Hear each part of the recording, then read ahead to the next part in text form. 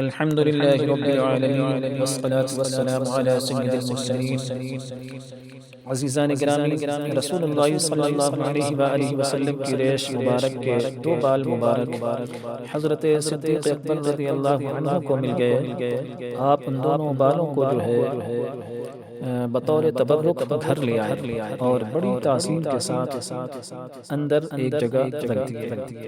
تھوڑی دیر کے بعد اندر سے قرآن پڑھنے کی آوازیں آنے لگیں۔ صدیق اکبر رضی اللہ عنہ اندر گئے تو تلاوت کی آوازیں تو آ رہی تھیں مگر پڑھنے والے نظر نہ آتے تھے۔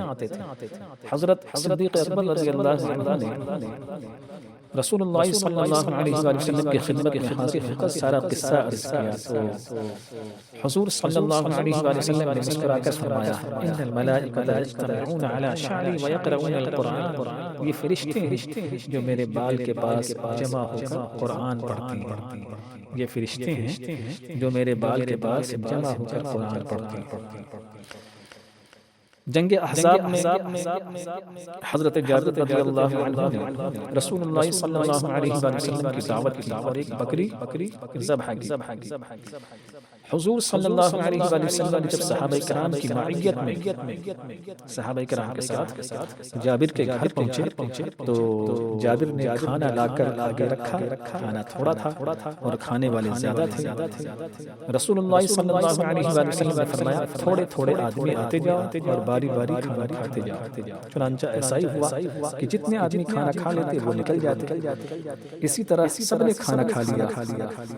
جابر فرماتے ہیں کہ حضور صلی اللہ علیہ وسلم نے پہلے ہی فرما دیا تھا کہ کوئی شخص گوشت کی ہڈی نہ توڑے نہ پھینکے، سب ایک جگہ رکھتے جائیں۔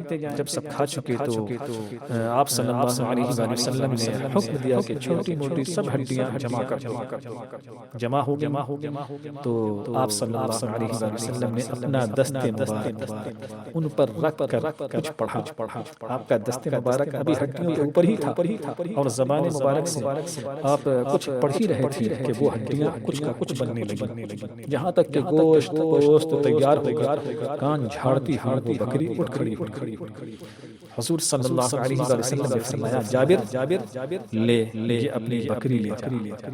ماشاءاللہ، ہمارے نبی صلی اللہ علیہ وسلم حیات بخش۔ آپ نے مردہ دلوں اور مردہ جسموں کو بھی زندہ فرما دیا۔ الحمدللہ رب العالمین۔